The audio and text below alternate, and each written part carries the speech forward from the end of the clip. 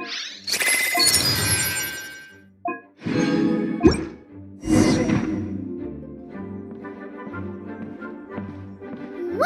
This is way too many books! Considering this library organizing job was classified as a premium commission, Paimon came mentally prepared, you know? But seeing it in person is something else. Why, if it isn't Cutie and Paimon? What brings you back to Mondstadt? Let me guess. You missed me so much you just had to come visit. Is that it?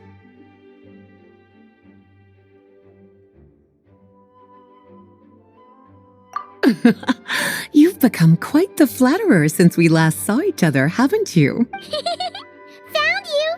We were starting to think you weren't clocking in today. Well, I wasn't planning to.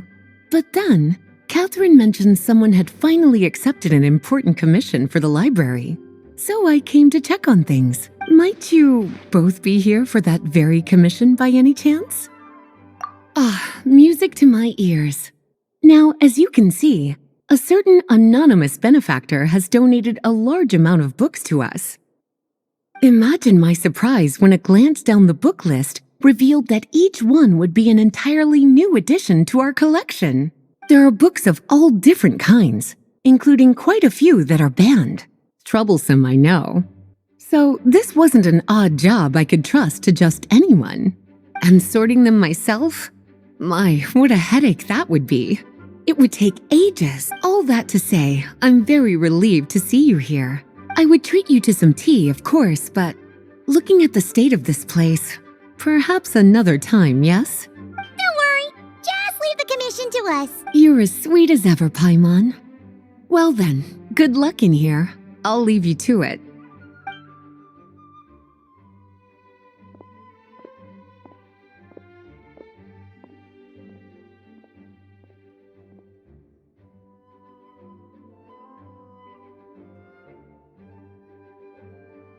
Finally! We made it to the last stack!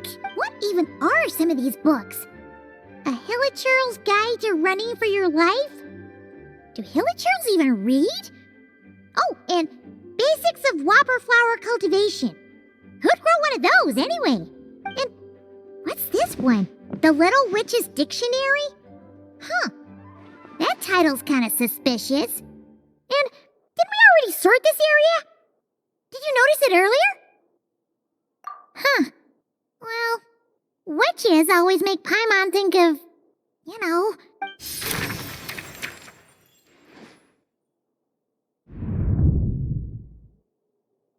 Yoo-hoo! Looking for me? Alice? How did you get in here? You must not have noticed, Paimon.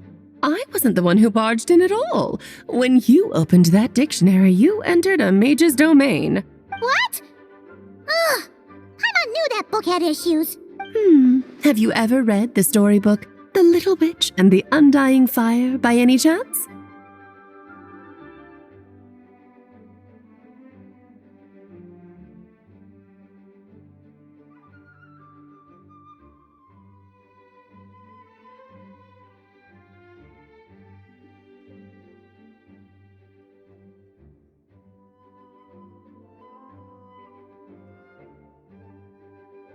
Splendid! That makes things easier to explain.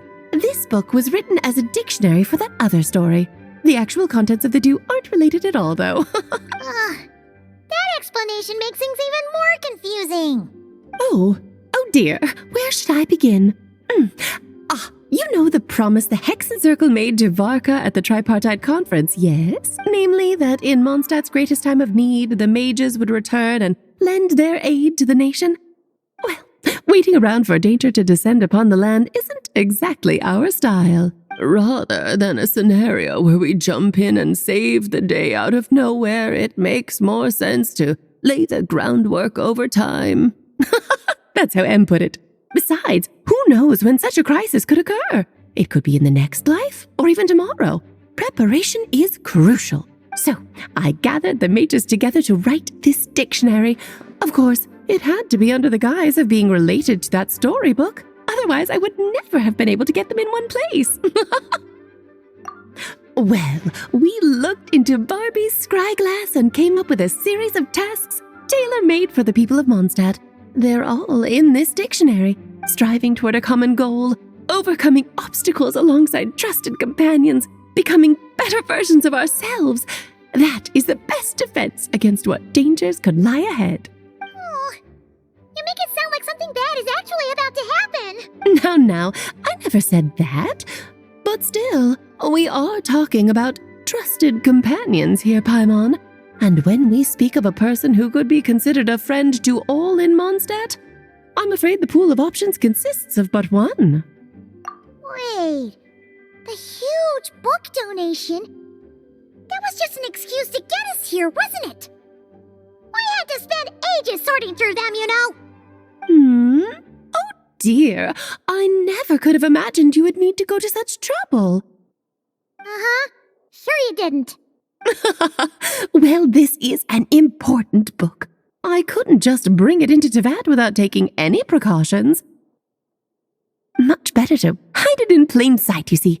That's why I donated all those other books to the library. Besides, it's not like this is a bad thing. Just think of it as an excuse to reunite with old friends. And as a favor to your dear Aunt Alice. Okay. If the goal is to help the people of Mondstadt, then we're in. We'll take the dictionary. And the next time we run into our friends, we'll pass your tasks and stuff along, okay? Wonderful. Then I'll let you get to it. Have fun!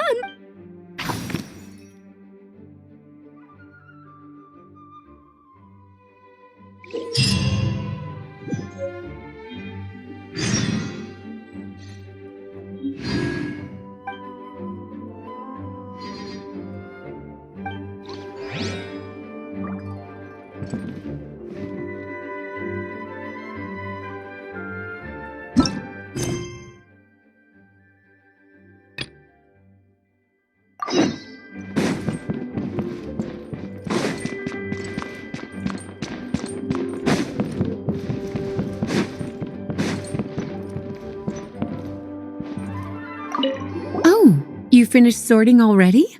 That went much faster than I expected. Now then, what would you like in return, cutie? You freed up my whole afternoon helping me with that. How about we spend it together? Ah, so you noticed too. Such strange names, and even stranger contents. Not to mention, this is the largest library in Northern Teyvat, and I didn't recognize a single title on the list. I just don't see how that's possible. Unless... Actually, we just ran into... Trouble, I presume? I think I'll steer clear if it's all the same to you. Besides, if a book exists in this world, then there's a place for them in this library. Better for them to remain here than end up in the hands of someone more suspect. Anyway, here's your payment. Thanks again for all the help.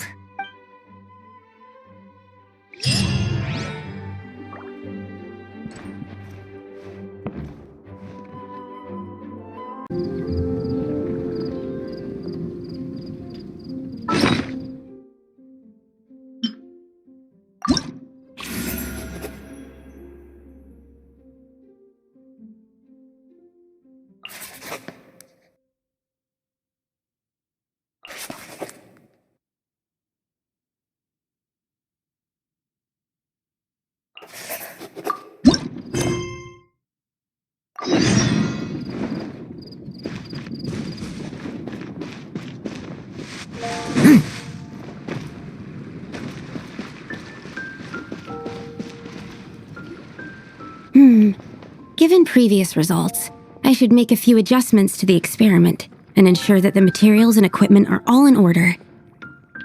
As for the potion I need to make... Oh, Traveler, Paimon, what brings you here? We're here to help with your task. We wanted to see if you could use some extra hands. My task? Oh, you mean the one Mr. Albedo told me about? The one from the Hexerei? Well, you're just in time. The experiment is ongoing, and I was just about to work on it. Ongoing? So, you've been working on it all this time?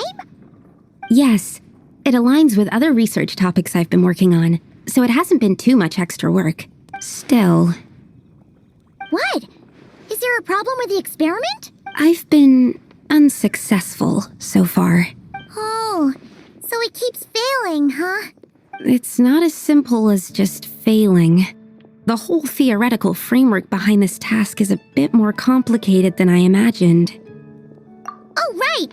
You still haven't told us what kind of experiment it is. One meant to develop a potion that can transform sweet flowers into a variant 16 times its normal size.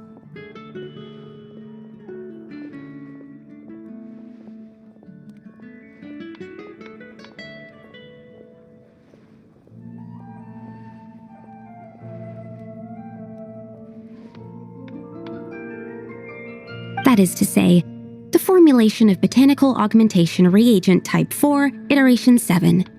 As you can probably guess, this is my 7th time running the Wow! So, basically, we need to make growth serum. Or the 7th version of one. Well, yeah, that's about right. This is my 7th attempt, but I didn't make many adjustments to the formula this time, because both the theoretical principles behind this experiment and the products of the process prove there's nothing wrong with it. But you haven't succeeded yet, right? Yes, I'm thinking that it's not my current formula that is wrong per se, but rather some other key element is missing. Oh! Then Paimon knows just what to do. Yeah! We came here to do just that after all. Here it is. That said, I'm still missing 2 ingredients. Now that we can help with. What do we need to get? I need spring water from Springvale to use as the base, as well as Eye of the Storm fragments. But that last one could be tricky. We've got this! Let's go! Let's tackle the Eye of the Storm first.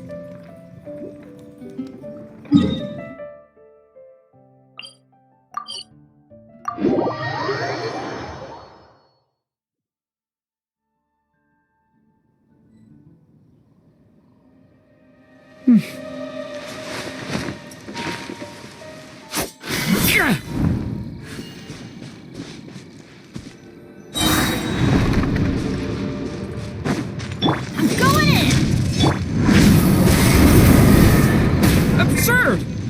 The abyss is burning! Chef! Let me scribe. Fate is upon you. Alright, that's the first ingredient done.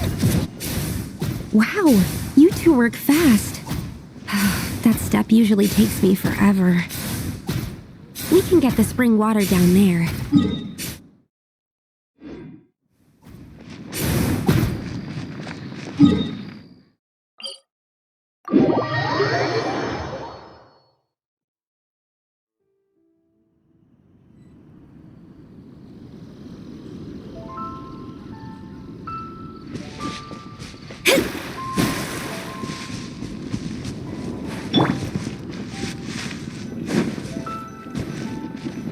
The high quality of Springvale's waters makes for a stable potion-making ingredient.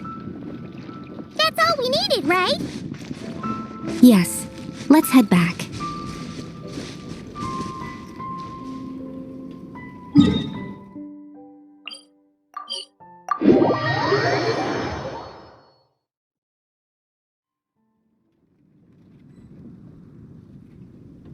Benny's adventure team?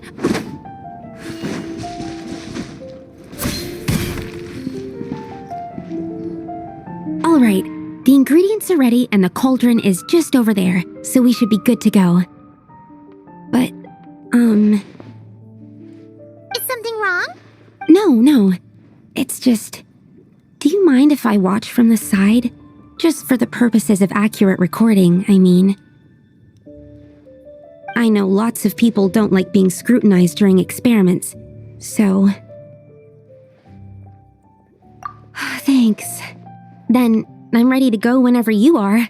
I'll make sure to take detailed notes, too. So, are you ready to start the experiment?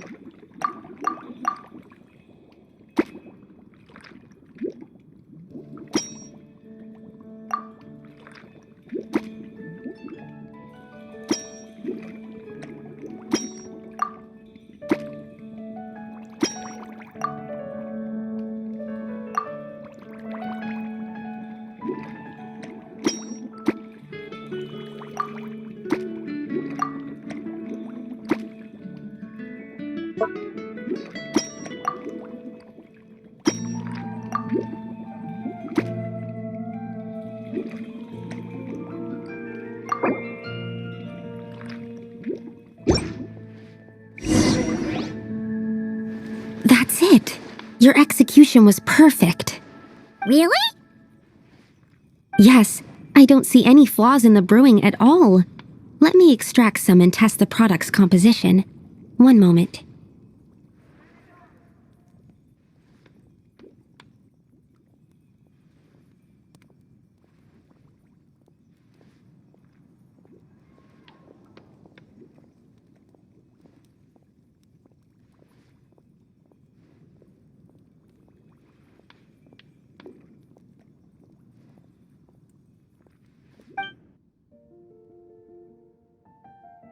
Yes, like I said, flawless execution. The potion is perfect. It's exactly what I was expecting.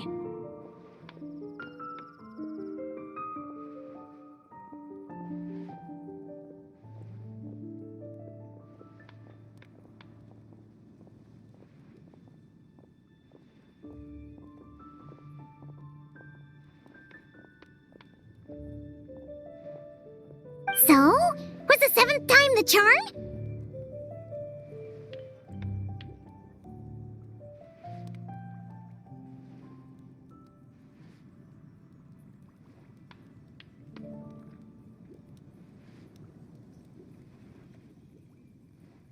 Upon examination, it seems identical to the previous 6 iterations. Oh! Wouldn't that make the results identical? Not necessarily. Experimental outcomes can differ even with similar variables all around. You never know what the result will be. That's what makes experiments valuable in the first place.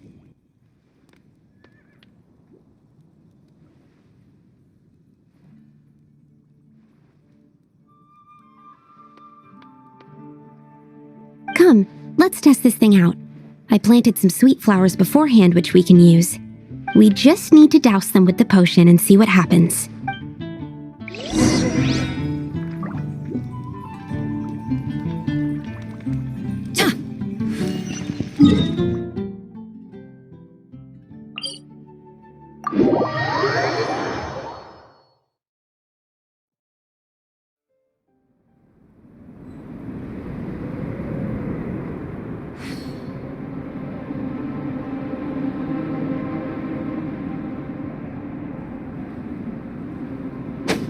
Off we go!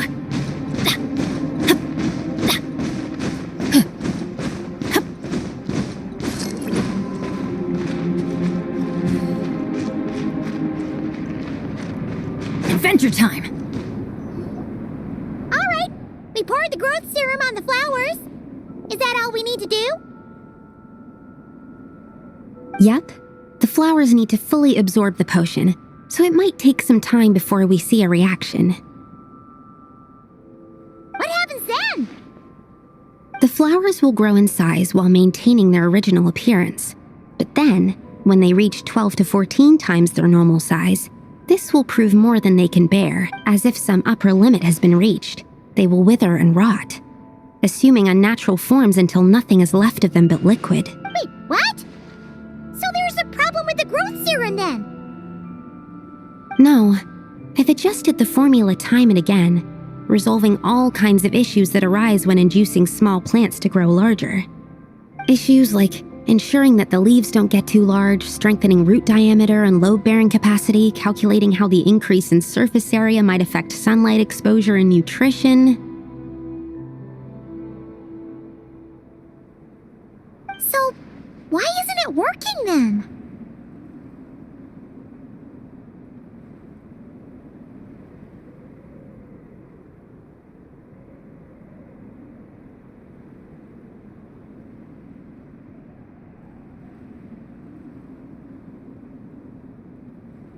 Because the flowers cannot transcend. As above, so below, is one of alchemy's guiding principles. Alchemy seeks mastery over matter, but this world has its limits. It's like a specification etched into the law that governs all things. Part of the purpose of doing multiple experiments is to determine if this specification is stable. Exactly. It proves that the limit continues to exist. Okay, this is all a bit over Paimon's head, but basically, you needed the experiment to fail To prove that the limits and borders in this world are stable? Oh, what a weird experiment. Huh? Looks like one of the flowers is reacting. Wait a second. That's not a sweet flower at all. Careful! It's a whopper flower. It must have absorbed some of the potion. Wait, but that's happened before, and it's never gotten this big either. Can this mean... We can talk about this later. Let's get rid of it first.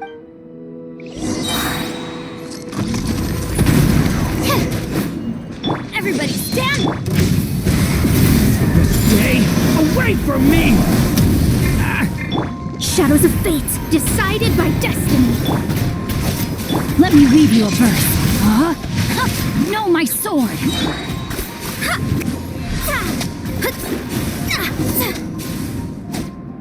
Phew, we did it.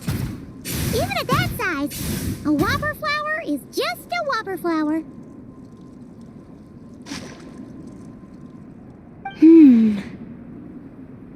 But, was it supposed to get that big? I could only make a rough estimate during the battle, but it looked at least 16 times its original size, maybe even larger. This means that the experiment worked. Wait, but isn't that a good thing? I'm still not sure what the implications are, but if further attempts succeed in reproducing this result, that means that something's different. Perhaps the limits and laws of this world are changing due to some unknown factor. I can't say if that's good or bad, but from an alchemical perspective at least, expanded boundaries means that more possibilities are now open to us. Either way, this brings my task to an end. Seems so.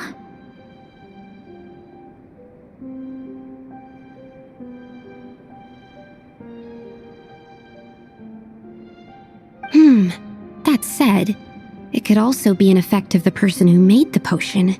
There could also have been something special about this particular whopper flower. There's a lot that still needs to be confirmed, so I suppose this task opens the way for further questions. Well, we're here if you ever need some help. Just think about it. Paimon could probably beat a whole gang of treasure hoarders to a pulp if you were 16 times bigger. I have my doubts. The only reason the serum worked on the whopper flower was because its internal structure was similar enough to a sweet flower. If you drank some, you might become 16 times bigger, but you might also turn into a plant-based life form. Yeah, nope. That's not happening then. Oh, by the way, Paimon wanted to ask, why is all your research focused on things like sweet flowers and sunsettias? Oh, that's simple. Both sunsettias and sweet flower nectar taste sweet. So in that sense, accidentally making a whopper flower 16 times bigger comes with a hidden benefit. Because whopper flower nectar... Tastes exactly like sweet flowers? That's right. Once I've extracted the sugar from the nectar, I'll give you some. You get it!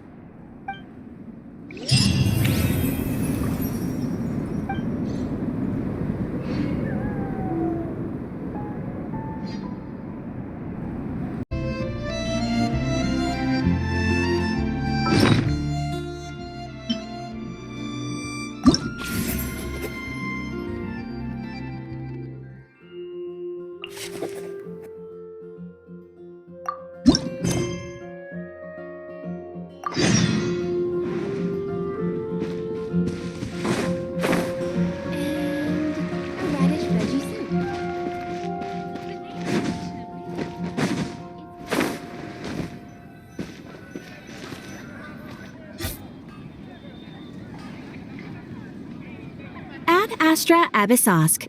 Greetings, traveler. Hey there, Catherine! Oh, and Oz and Fischler are here too! What a coincidence! All things in this universe must plunge into darkness. 'Tis only natural that those who seek light should cross paths in the realm of dawn. Mein Fräulein means to say she's happy to see you both. And I feel the same. It's been quite a while, Traveler and Paimon. You're here just in time. Yai Publishing House has a commission for you, traveler. An editor is here to discuss the details in person. Much of the information was kept from the guild for business reasons. All we know is that it has something to do with the author of the Legend of the Shattered Halberd. What? Surely you don't mean... Wait, is this author really that important? What if we weren't here? Or if we decided not to take the commission? The editor would just be wasting their time. In that case, it'd be a free trip to Mondstadt where one needs only pass some information along. That's an opportunity most would fight over.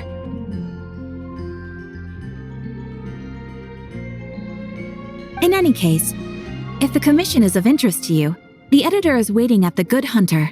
Just look for the man dressed in Inazuman clothing. Hold on! Halt thy steps, good traveler. Fate cast you upon the tides of the world, but not for you to stand alone in the face of its desolation. Nay, you step forth onto the path of the Immernachtreich. What mein Fräulein means to say is, she would like to go with you.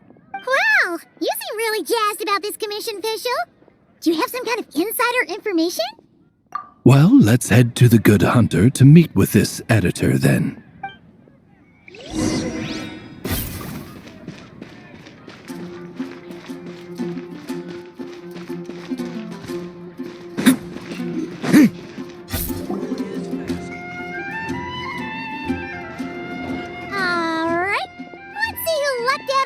Free trip to Mondstadt. Wait, you're Genu's editor, Onodera. Traveler, thank you for all you've done for us in the past. I come here today with a commission from Lady Yai, with which I'd like your help, should you be willing. Oh, and might I ask who this person dressed like Princess Fischl is? You have the pleasure of speaking to our eminent person, Fischl, Prinzessin de Vertelang. Mein Fräulein means to say that her name is Fischl, and that she is most pleased to meet you. Yep, this is Fischl. She's a reliable adventurer, and she's here to help. Yeah, I, kinda got that the first time. Since thou hast learned my name, understand this. To speak it is to be absolved. Praise it, therefore, and thou shalt earn thine salvation. Mein Fräulein means to say, she... Ah, I see. I completely concur, my lady. Remembering names is simply basic etiquette. And if you might lend me succor in solving this problem, I shall indeed praise your names to the heavens above. As many times as necessary, in fact. You understood Fischl language before Oz could even finish translating. Well, let's get down to brass tacks then. Now, have you heard of the author Mr. Nine? He's famous for writing the Legend of the Shattered Halberd.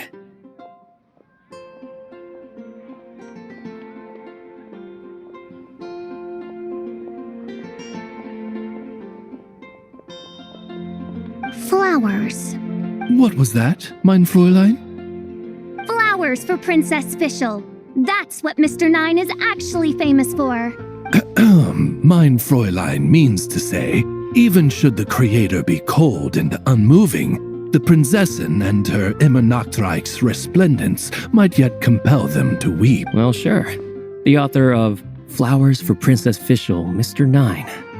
He sent a letter from Nodcry asking for help, and he seems to be in bad shape. So ask the Adventurers Guild or a local mercenary to find him. Seems pretty simple to Paimon. Where it's so simple. But here's the problem. We don't know anything about Mr. Nine. What he looks like, how old he is, where he's from. He's only ever communicated with us via letter, from addresses all over Teyvat. And he's never showed up to our annual meeting or events. Not once. So, what are we supposed to do? Well, we'll need to investigate Mr. Nine's identity, that's for sure. We did a bit of digging ourselves, and we realized that ever since completing the Shattered Halberd series, Mr. Nine's handwriting began to change. His initial editor has decided to retire to focus on his own writing. And he didn't have much to add either. Whatever hath once existed in this world is enshrined in the memory of the Prinzessin de Vertelang, to endure unchanging in her Immernachtreich. For from the sacred primordial words flow the wellspring of all cause and consequence. Mein Fräulein means to say, Yes, we had the same idea. So, we tracked down the original manuscript of The Legend of the Shattered Halberd. Oh, man. Genyu's gonna be so mad he missed out on this. Wait, you didn't need Oz to translate this time either, Onodera. Osvaldo Hafnavines, hast thou perceived something? no such Henry exists, mein Fräulein. I sense a faint, elusive resonance. Something akin to the magnetic field, gravitational force, and threads of cause and effect that surround you, mein Fräulein. Isn't that interesting? Well, in the end, our only takeaway was that the design and craftsmanship of the paper point to it coming from Chingsa village in Liyue. Huh. Could Mr. 9 be from Liyue then? No, wait. If we're talking authors from Chingsa village specifically, no, it couldn't be. Chong the Ninth? Ah, I've heard of him. He won a Best New Author award for the first apprentice of Guhua. It matters not. Though the Saint of Tears and the Saint of Atonement perform manifold labors on divergent principles, their power flows but from a single source. Mr. Onodera, if you please. Wait, Oz? It's great that you trust Onodera and all, but we're still in the dark over here. You speak true, mein Prinzessin. Even if Chong the Ninth doesn't turn out to be Mr. 9, he's still an author, and he could have had contact with him. I think it's a good place to start. Yeah? Well, either way, I appreciate the help. I'm counting on you.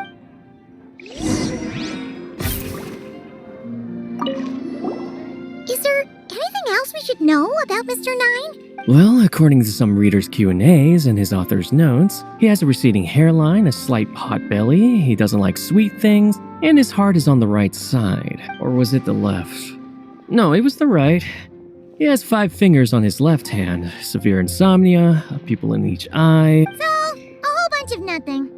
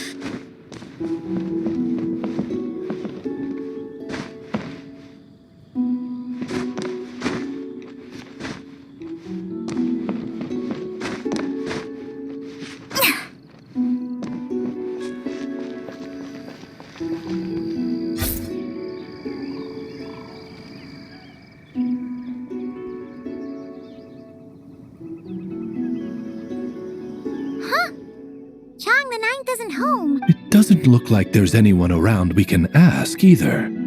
Shall we wait? Seems like that's all we can do. Still, could his absence mean that he really is Mr. 9, now kidnapped and sent to Nodcry? Perhaps we should have a look around his house. Barging in without permission seems wrong. But if he really is Mr. 9, then... Okay, let's do it.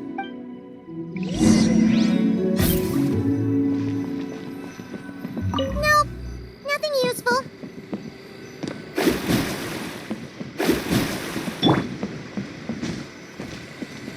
No, not here.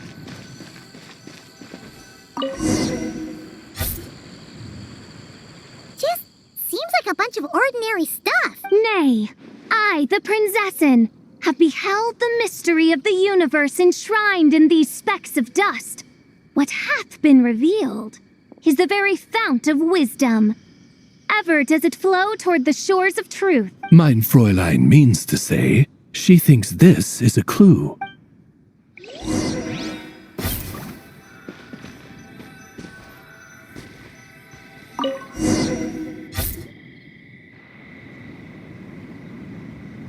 Wait, it looks like the soil's been overturned. Oh no. Did some kind of overzealous fan have buried him in here? Maybe we should call the Millilith. What do you think, Traveler? It's all right, Paimon. Mr. Nine's most zealous fan happens to be right here. And since mein Fräulein would never do anyone harm, I'm certain the same is true of his other less avid supporters. What is the meaning of this? I'm calling the Millilith. Chung the Nine, you're not dead! Or kidnapped!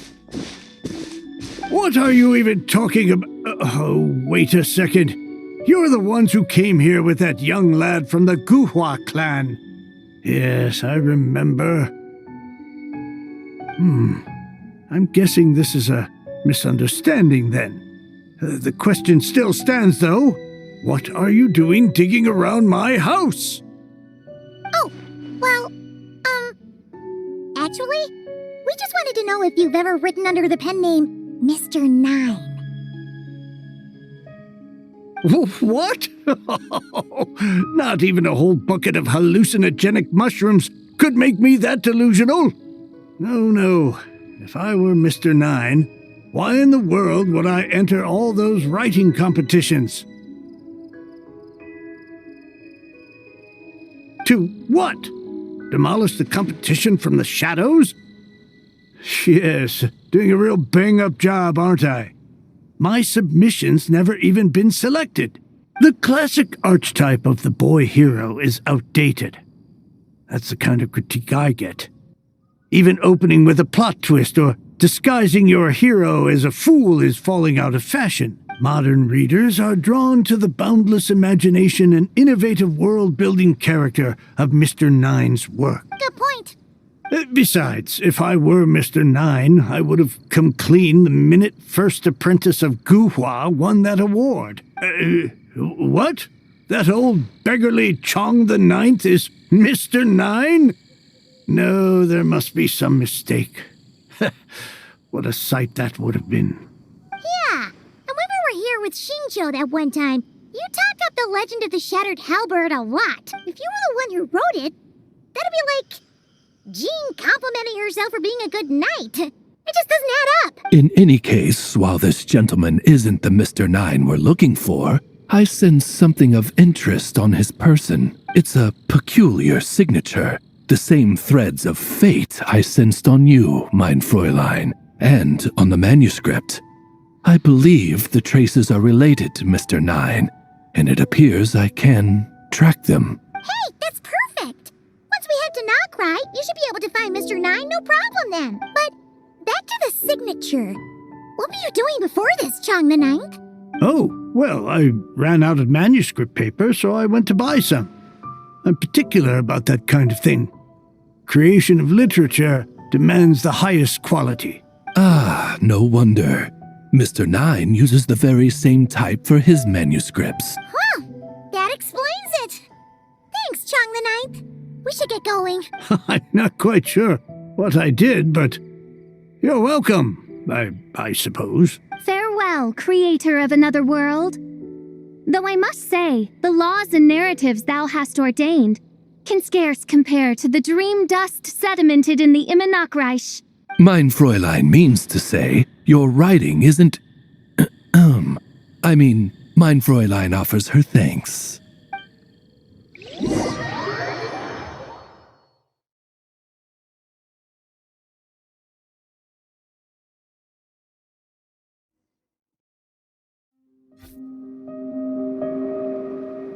It should be up ahead. Wait, did something attack that Sealy? Something doesn't seem right here. And it bears the same signature I sensed before. Then it would seem fate has dictated our path for us.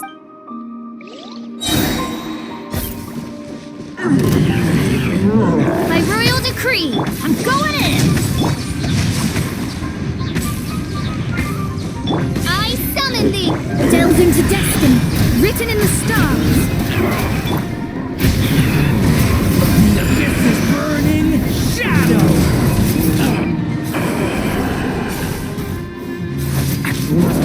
Let's light it up! Shadows of fate!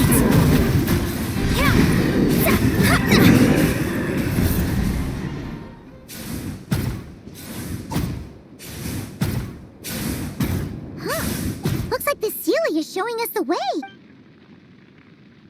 Let's follow.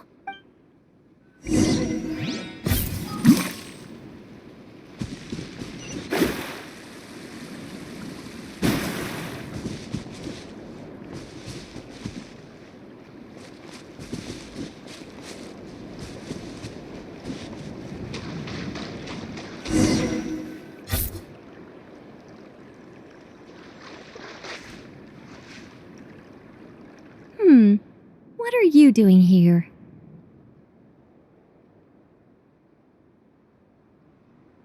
Wait, that voice. It's Nicole! Also, that should be our line.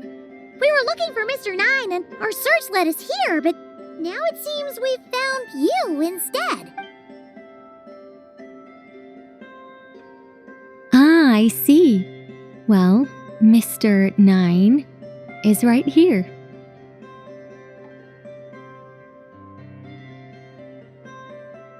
Hello.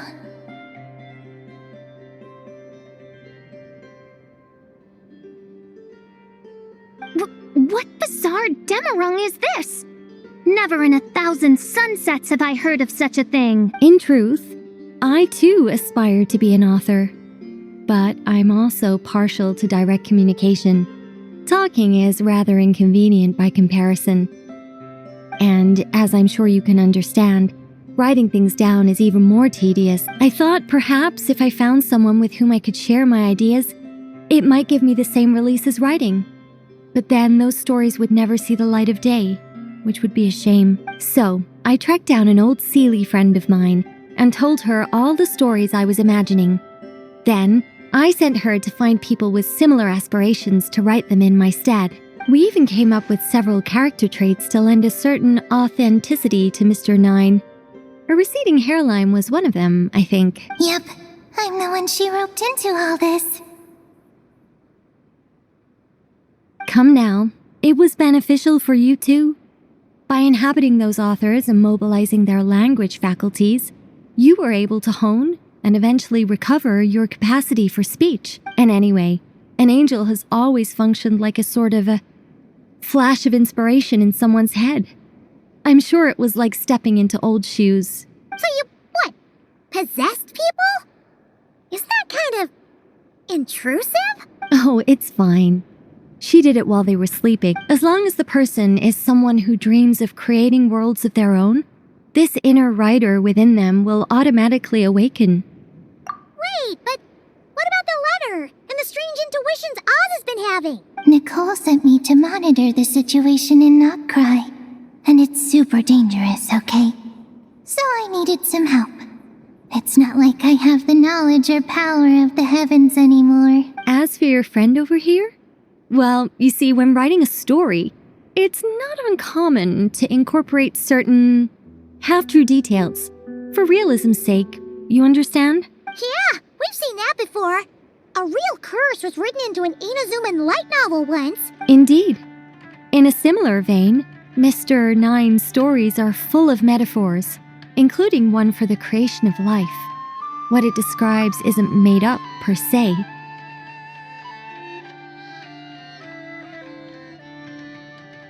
We just never imagined someone would actually manage to use it. Until you came along, young lady.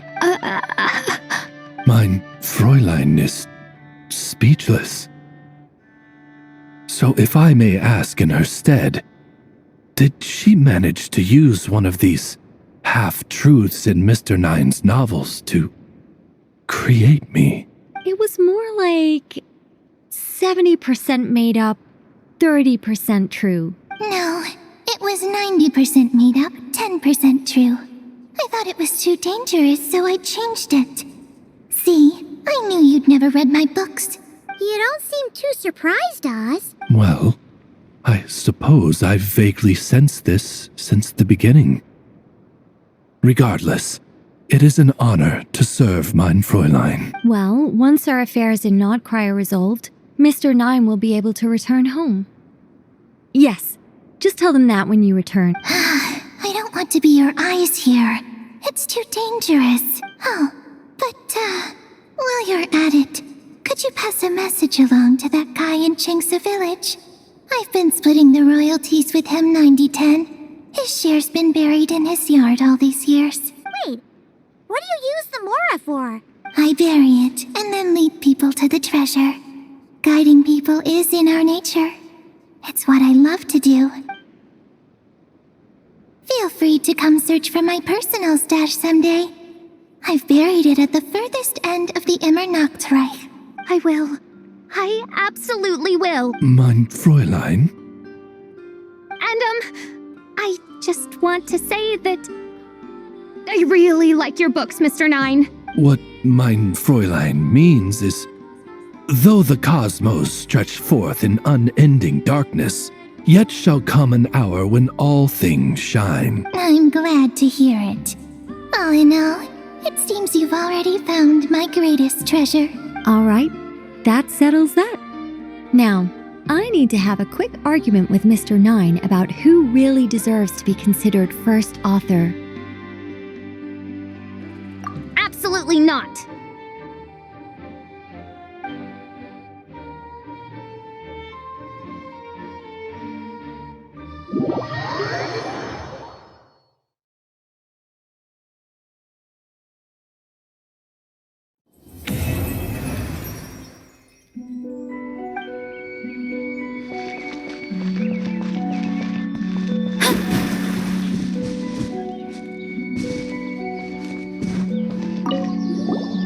Oh, that's right. Just channel Mr. Nine. How would he write this particular essay? Hey, Chang the Ninth! We have something for you! Oh? What? Where did all this Mora come from? About that. So, the thing is... Right. Mr. Nine really admires your work, so he decided to fund your writing career. Wait, what? So, channeling Mr. Nine actually worked. I can't believe it.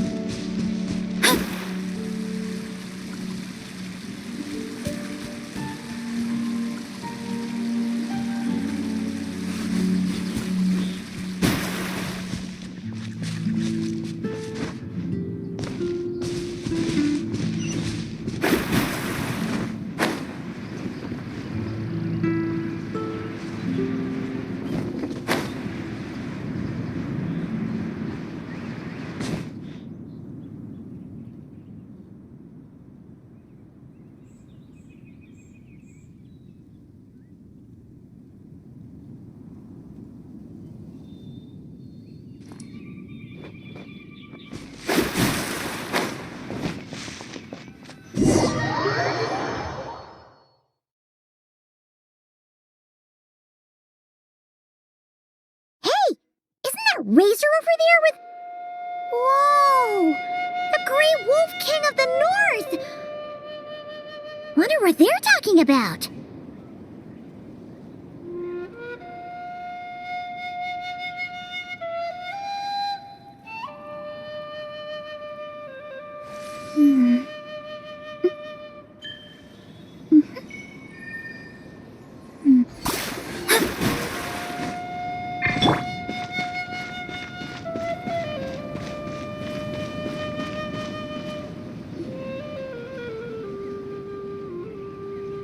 Razor!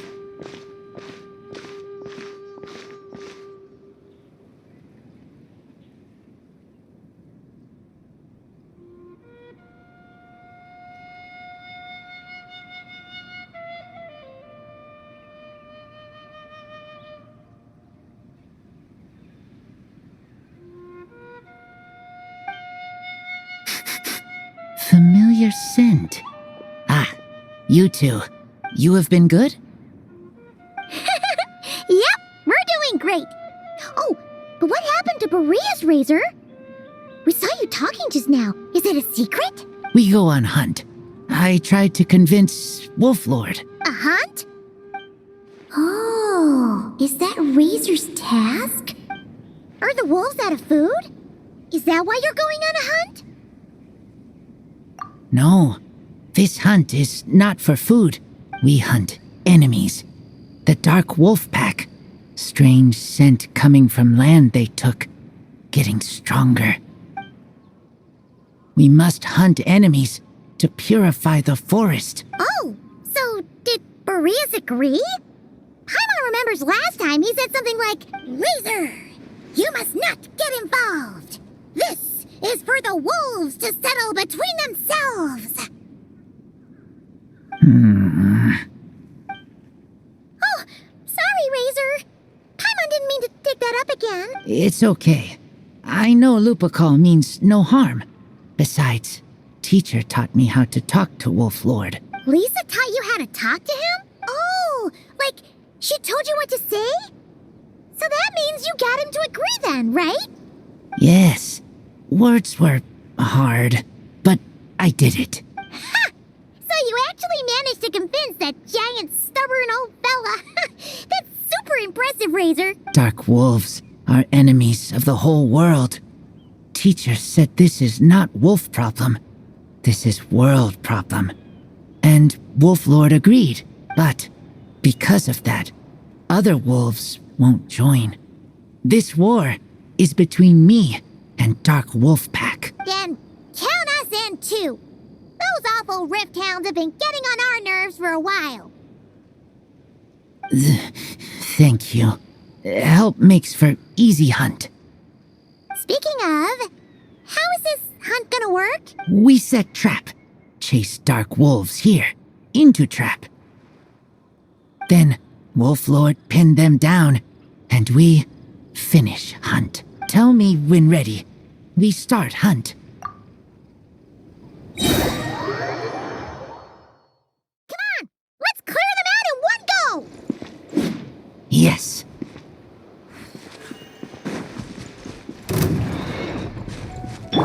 Everybody stand back! Let me scry. Fate is upon you. Witness the power of Gua, body and... Thunder! The abyss is burning! Shadow!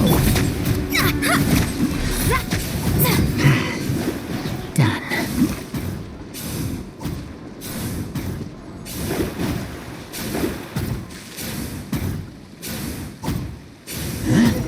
Why are Lupacall here? Oh no! The rift hounds are attacking them! We gotta get rid of them quick! Thunder! A lament for the end! Whew, that was close. Good thing the wolves were there to help. They intercepted those rift hounds for us, and even drove them away. But this isn't wolf problem. You're doing this to help your Lupacall, right? Well, they want you to be safe too. Paimon bets they went to the Wolf King and said, Listen here! This isn't just our Lupacal's problem! This is the world's problem! And then rushed over to help. Lupacal is Lupacal. I am human, but I do not need to be wolf to be Lupacal. I just want to help them. Well said, Razor! You think so? Yeah, absolutely! Now, come on! Let's go kick some Rifttown butt!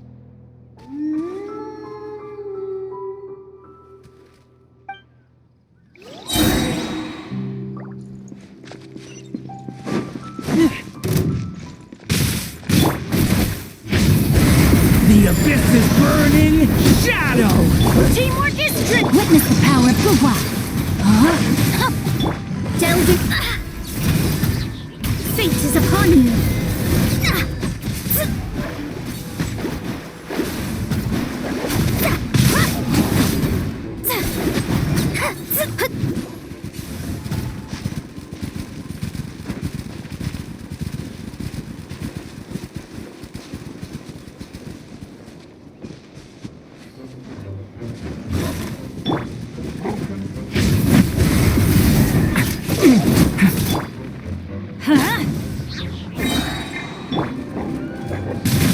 Leave my space!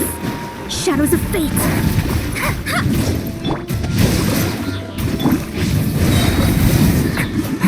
The abyss is burning!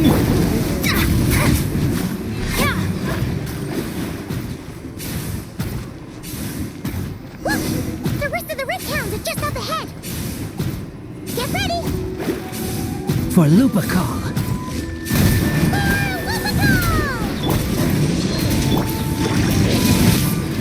Rain outlines your fate. Leave it to me! Written in the stars!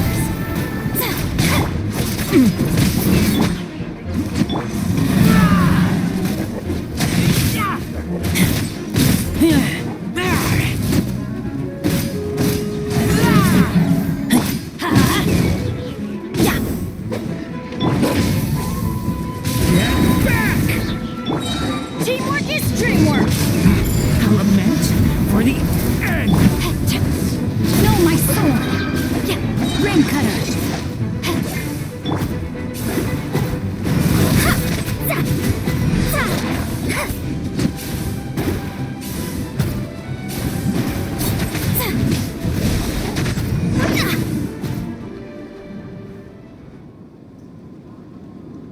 We did it!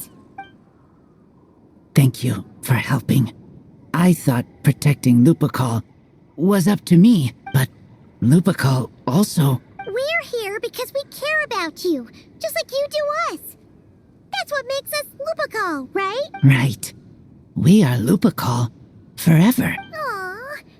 And now, there won't be any more intruders in Wolvendom. No. Dark Wolf Pack, rip open sky. They could come again, but me and Lupacal will hunt them down, no matter what. Yeah, if you ever need help, just say the word. We're here for you. I appreciate it.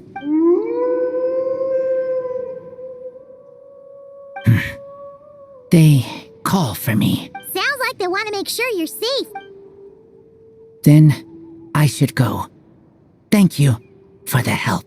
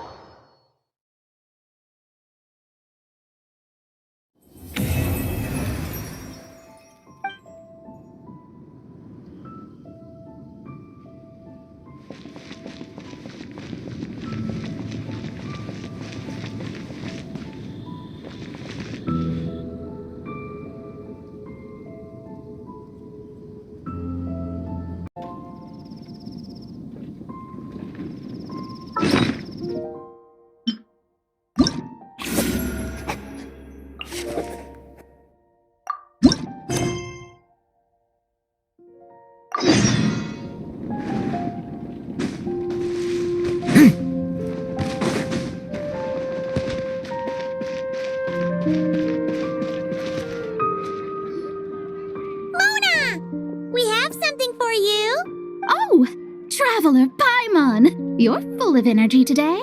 You have something for me, you said? Is it some quick and easy way to make Mora by any chance? Well, actually, it's some kind of task from your master. Yeah, that's a hard no. But I guess I don't have a choice, huh? An enterprising spirit is important and all that. I just know it's going to be torture, though. I know that old hag all too well. Why don't you just take a look first? Huh. This book doesn't seem so special to me. Oh, whoa! Letters just fell out of it. Oh! Maybe she's trying to reconcile with you?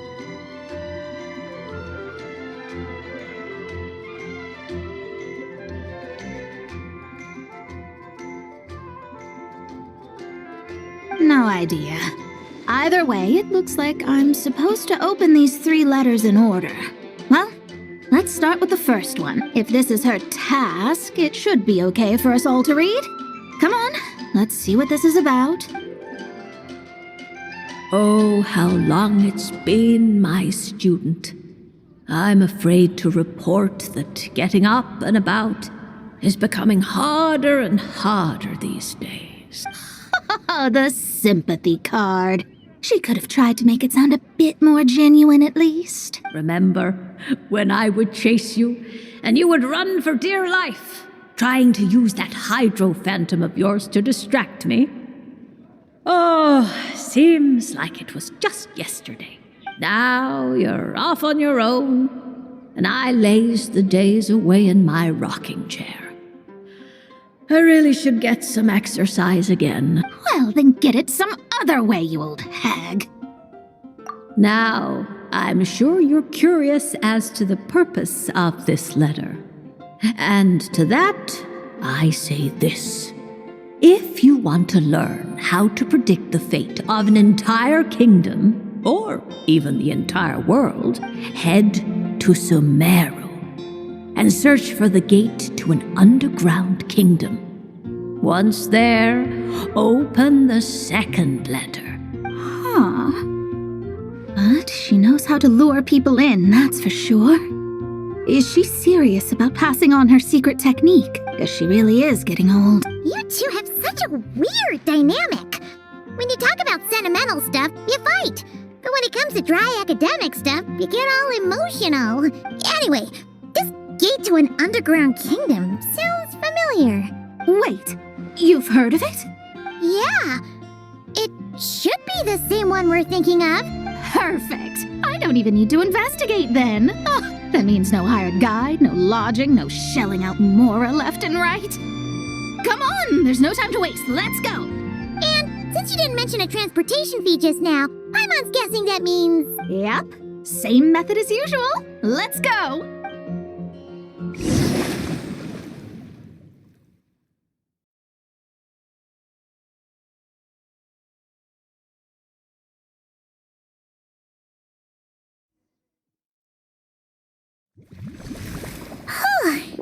This brings back memories of summertime. It's actually kind of refreshing. So, this is the gate to the ancient kingdom of Conria.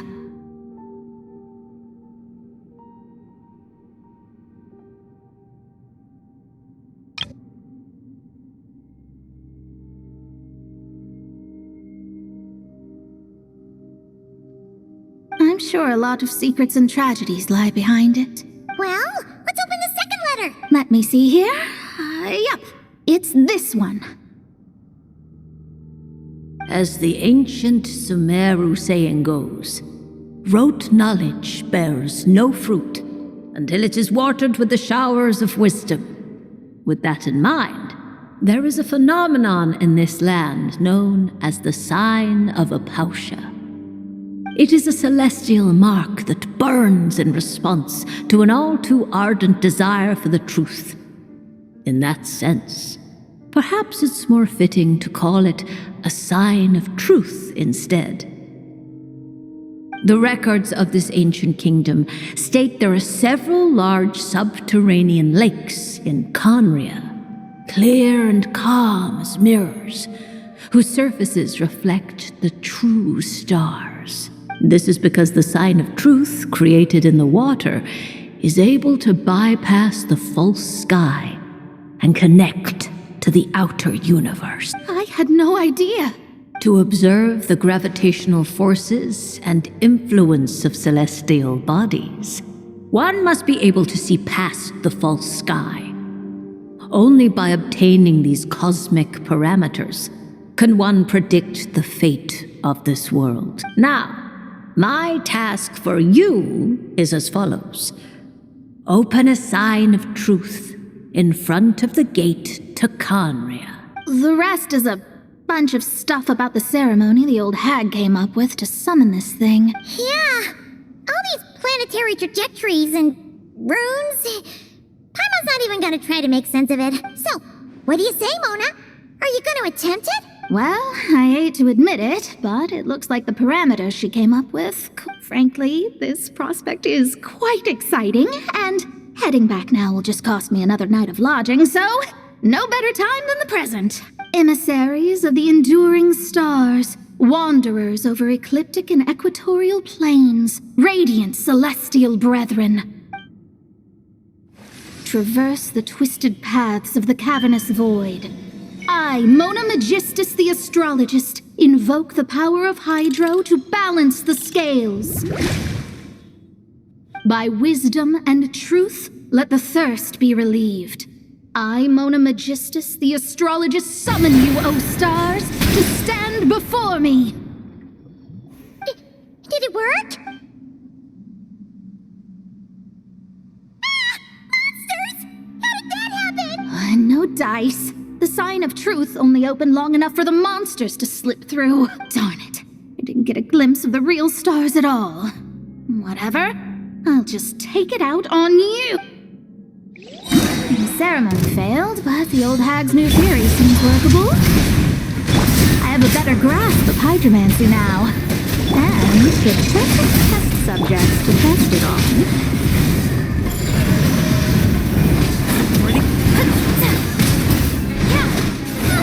Odious fate. I'm going in. Let me scribe.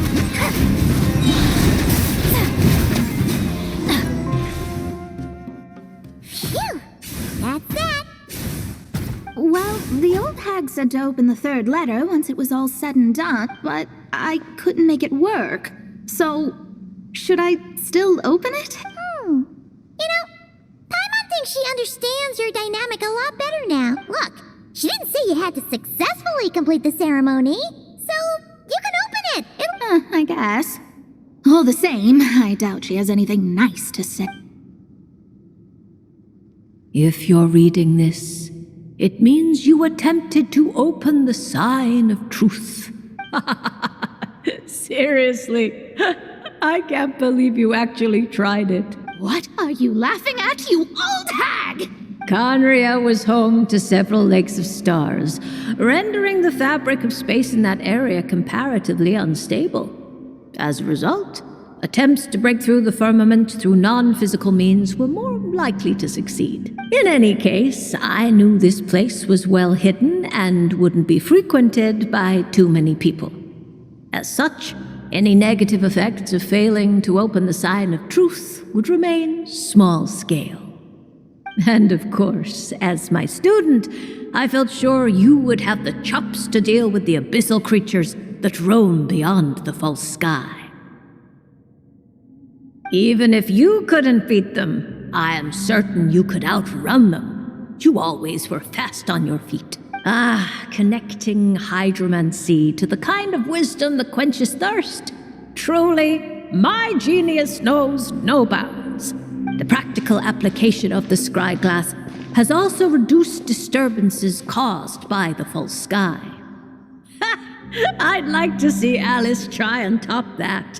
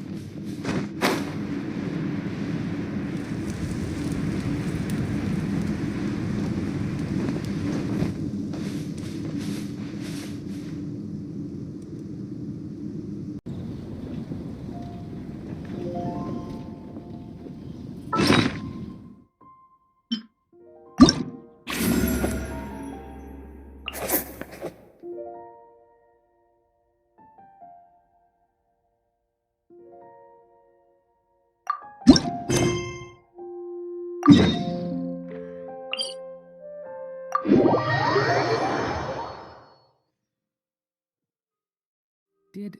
it once slumber in a place like this?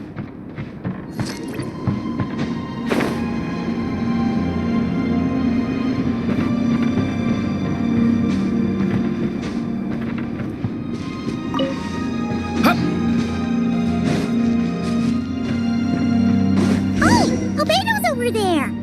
Wonder what he's doing.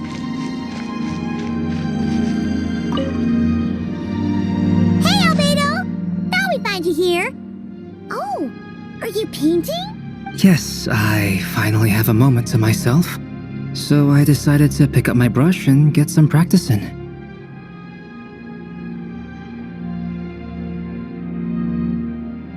Indeed. Of course, thanks to your help, and my fellow knights, that matter was resolved with little issue. In addition, I was able to complete the final task my master left for me. I couldn't have asked for a better outcome.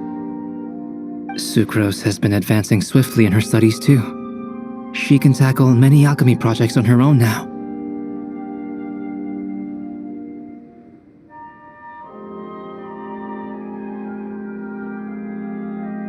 The Knights of Favonius don't have any duties for me at the moment either.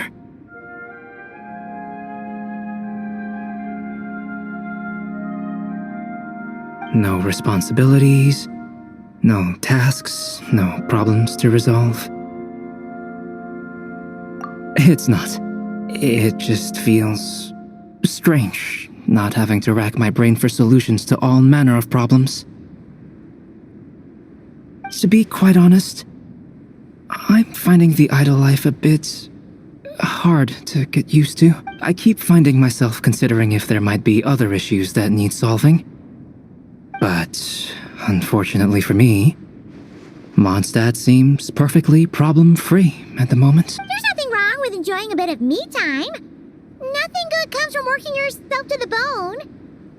But, if you're really that bored, you can come hang out with us. Paimon will teach you the true art of doing nothing. Well, I suppose I should learn from the best. Traveler, don't say things like that. You're gonna jinx us. Strange to see you so idle, Albedo. But considering that you've completed Master Rhindaughter's final task, I suppose you deserve a break. See? What did Paimon tell ya? You asked for trouble, and here it comes. Sabas, what are you doing here? Yes, he's also one of my master's creations. I suppose that makes him a family member of sorts. Don't you take that tone with me. I'll have you know that I alone keep that giant house in order as its butler. And yes, that has meant dealing with the assorted collection of vials and jars that you and Master use, washing them, drying them, all that work done by one cat. Wait, you're a butler? How does that work? How do you handle vials and stuff without, thumbs? How do you stay afloat in midair? Huh? It's just something Paimon's always known how to do. Housekeeping is the same for me. Such facts are not up for question, and shall receive no answers. Hey! You're not allowed to say the same answer that Paimon said!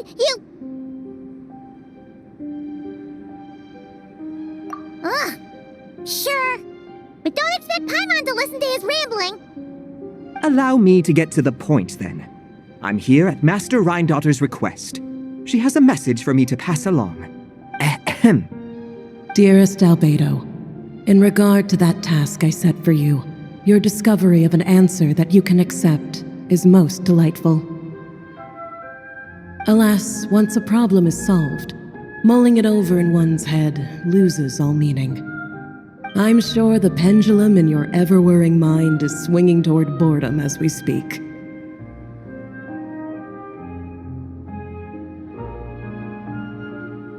Might I suggest posing questions of your own, then? Cast the answers you know aside. Instead, embrace the questions you don't. After all, questions have always been more interesting than answers, and much better for passing the time.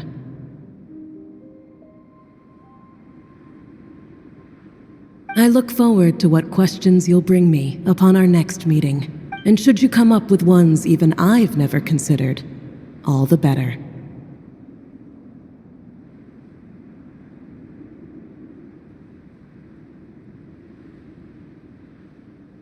It's unlikely, of course, but do your best. And who knows? If you're lucky, you might just surprise me. Oh, and don't attempt to create a self whose sole purpose is to pose or ponder questions. I've tried it, and it doesn't work.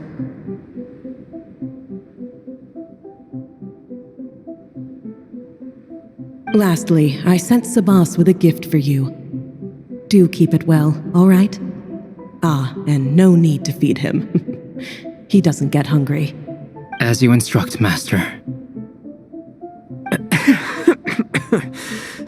Master had quite a bit to say, I see. That really took a lot out of me. Well, I've passed the message along, so I shan't tarry in this frozen death trap for a second longer. I need to deliver a separate message to Mondstadt at any rate. Huh. Who else would have a connection to Rheindotter and Mondstadt?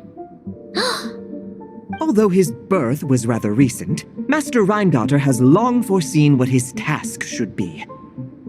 But I digress. I shall be on my way.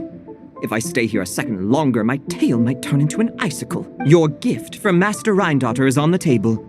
Use it well. You know, Albedo, your family gets more confusing by the second.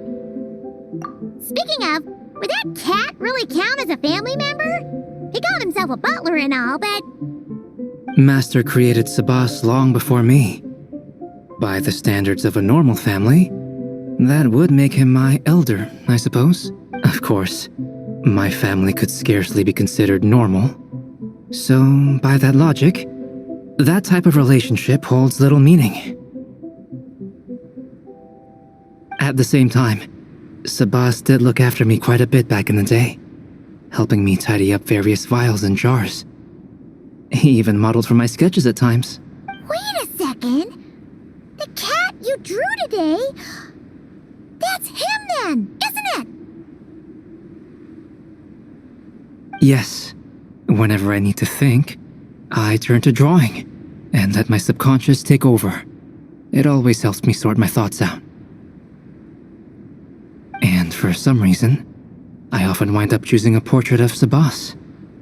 I have drawn so many at this point that it's become second nature. Thus, this leaves my mind free to consider other things.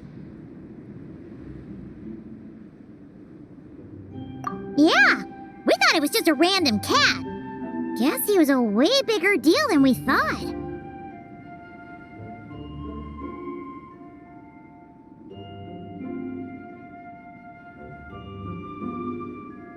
Well, now you know his real name. I can tell you more stories about him sometime, if you like.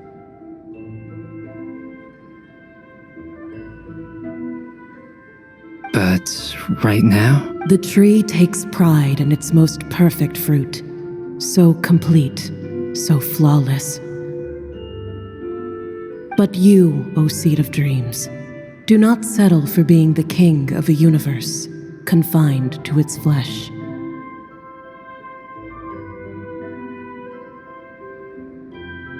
I need to think.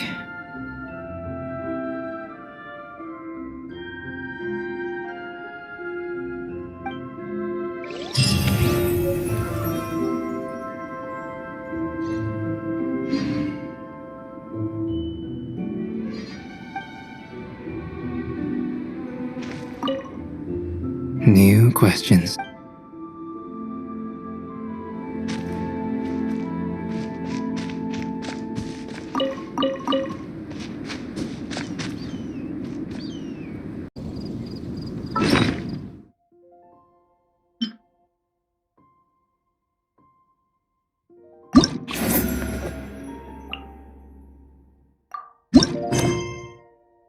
Yeah.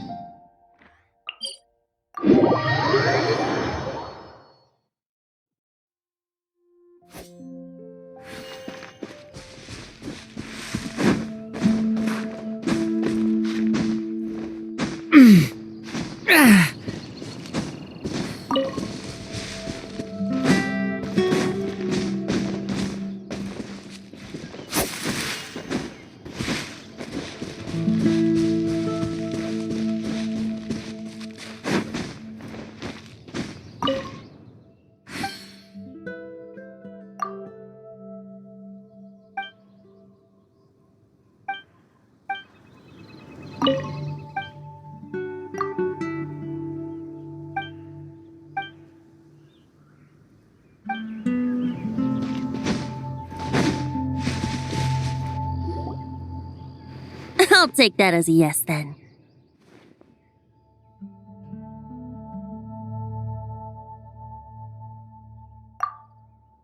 Ah, finally, you're here! Do you have a message for me from someone by any chance? There's not a single prophecy about you in that dictionary. That's what you were about to say, right? Oh? One moment then. Your curiosity seems as strong as ever, Barbeloth.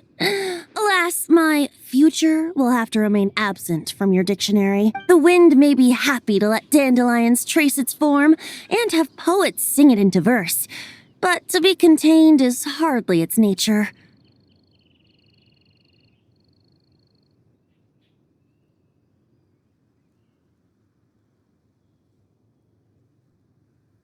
So, dear Barbeloth, please do set your pen down. Words heard on the wind are not meant to be recorded on the page. If you're truly interested in this legend, allow me to fashion it into a poem. I'll be sure to share it with you ladies at our next tea party.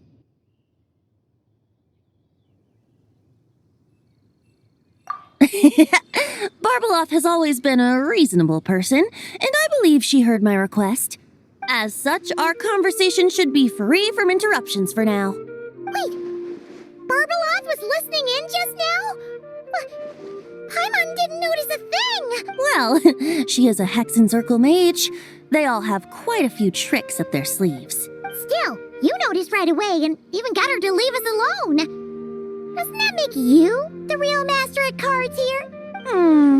Given the various practical factors at play, I'd call myself a master with limits. There you go, being all secretive again. Well, anyway, there wasn't a single thing about you in that dictionary.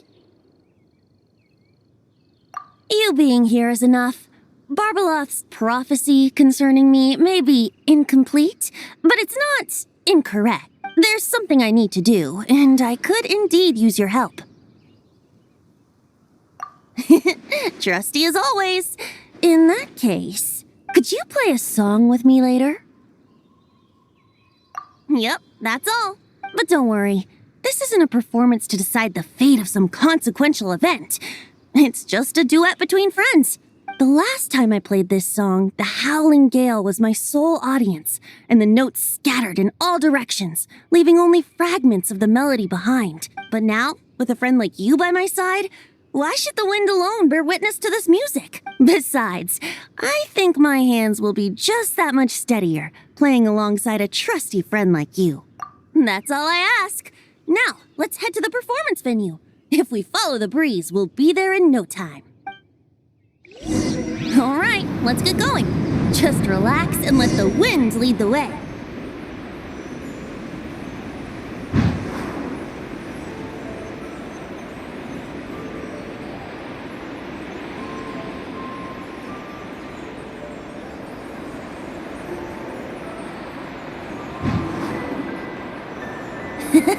No need to hold your breath. In and out. Easy does it. I let the birds know we would be coming, so we won't run into them.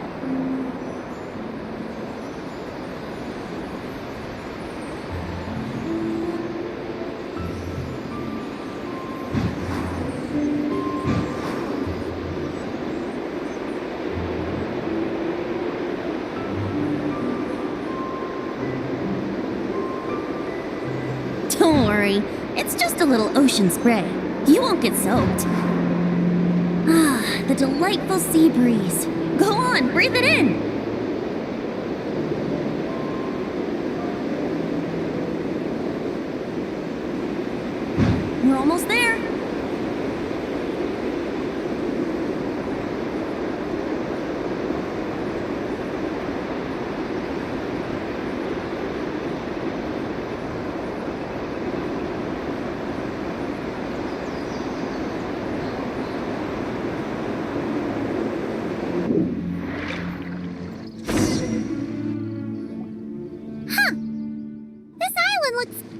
familiar.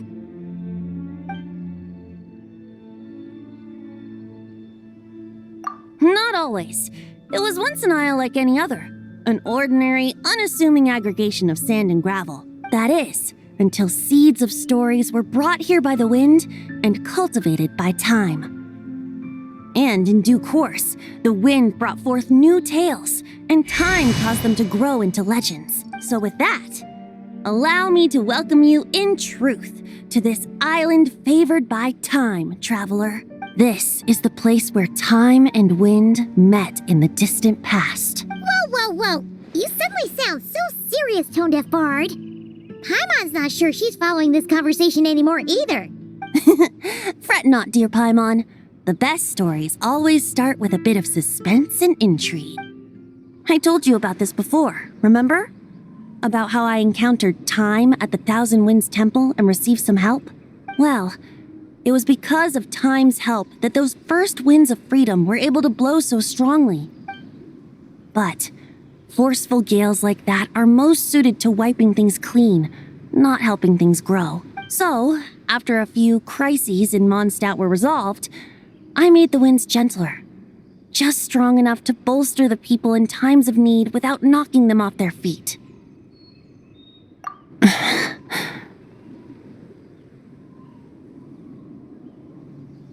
Shadows gather in the distance. I'm sure you felt it too. I've heard about the Pyro Archon's face-off with the ruler of death, Renova, and what happened to the Fatui Harbinger, the captain.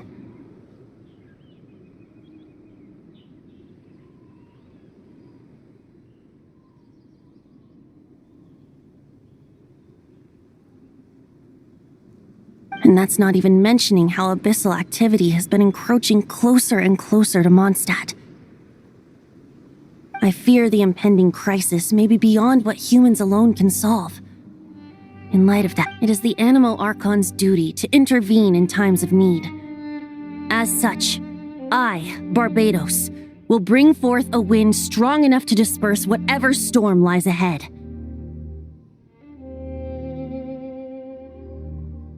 But if I whip up a gale of such strength in Mondstadt City, it would just turn the place upside down. Clothes, hats, the flowers that rest on people's balconies. That's why I chose to do it here. The place where I once offered an ode to time. Who knows? Perhaps time shows this island special favor precisely on account of my lovely, lovely music. Wait, so is this place really that special? It sure doesn't look like it. There's a tide that ebbs and flows, and a bunch of birds that come and go. It just seems normal. Time's impact on things isn't limited to what the eye can see. Think of it like a ripe sunsetia. If the outer peel remains intact, it's nearly impossible for the average person to tell whether the fruit inside is ripe. But even the tiniest hole in said peel will cause the fruit to rot. Starting from that spot, nestled in the hands of time, not one blemish marks this island's peel. Thus, time's influence on its very essence remains hidden to all. At the most fundamental level, of course, all things that lack time's favor will be erased at some point. But with the power that remains here, I can leverage time to draw a boundary around the wind. That way, the outside world won't notice a thing, no matter how powerful of a gale I whip up here. Of course, as the one requesting help, I should offer something in return. Just let me know when you're ready. Oh, and I can lend you an instrument if you need one. Great. Let's get started.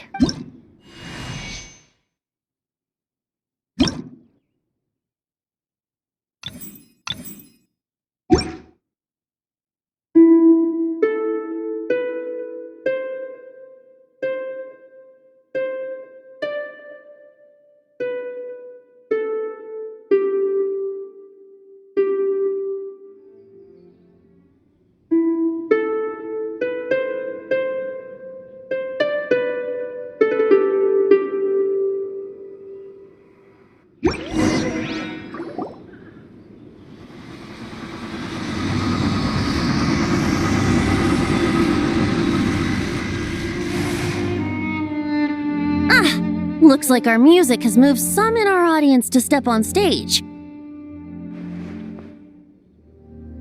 But that's against concert rules, so let's usher them out. I understand your love for music, of course. But for now, I'm going to have you leave the premises. The stars are fading. Shadows of fate written in the stars. All right, that should do it. That was an exquisite performance, Traveler. Thank you. Don't worry. That power was mine and mine alone.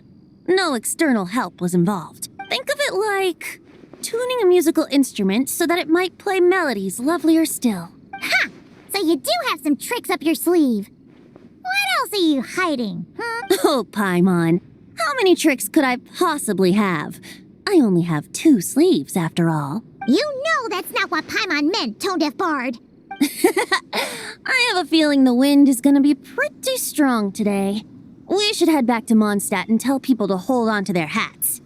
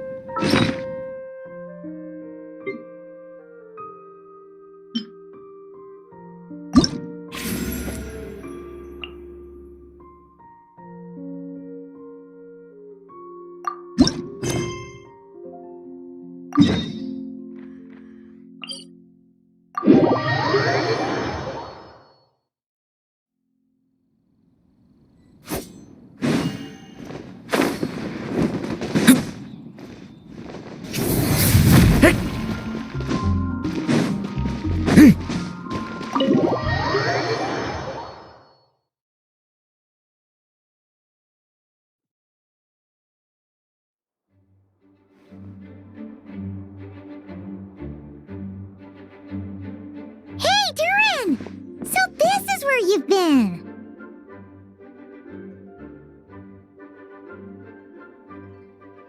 Oh, Traveler, Paimon. What are you doing here? The real question is, what are you doing cooped up in here reading a book? The weather's nice out there, you know. Oh, well, ever since I've had more chances to interact with the people of Mondstadt, I've been having trouble telling when people are joking.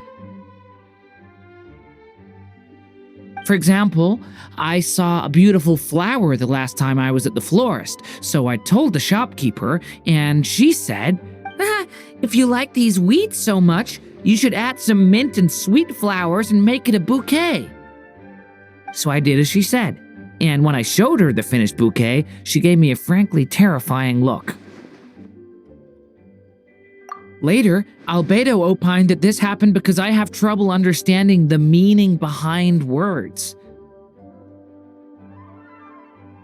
So after I learned the Mondstadt script, he told me I could come here and read.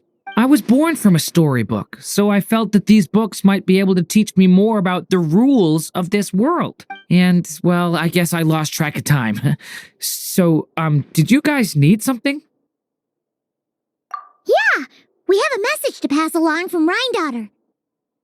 Oh, it's from Aunt Rhindaughter? No, I'm just surprised. Rhindaughter is my mom's friend, and the mother of the dragon that once existed in my stead. I supplanted him, took the fate that should have been his. So if she dislikes me, well, I'm not sure what I'd do. Yeah, we're here for you. But seriously, Paimon doesn't think it's anything bad. That does make me feel better. Well, I guess I should open it.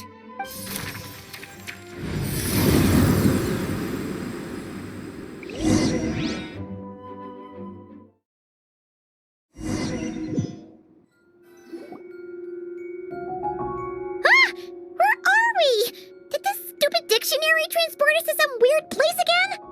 My mom's scent. I sense it here. Whoa! Here comes a strange cat!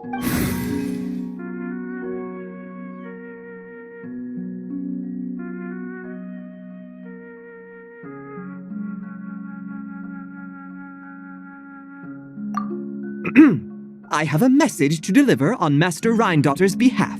Ahem. This is the first time we're meeting, so I'm not sure how to address you.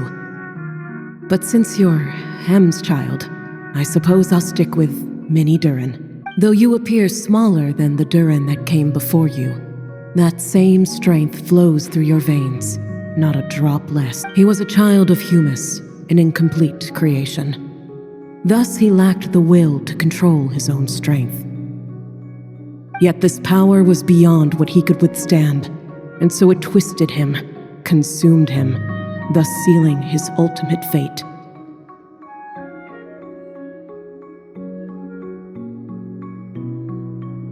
Albedo claims that you have transcended this tainted blood, becoming a being much like himself.